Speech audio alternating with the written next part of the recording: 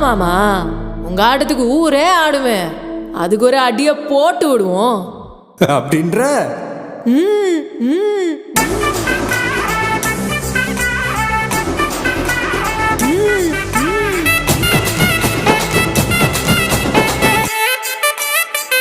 ம்.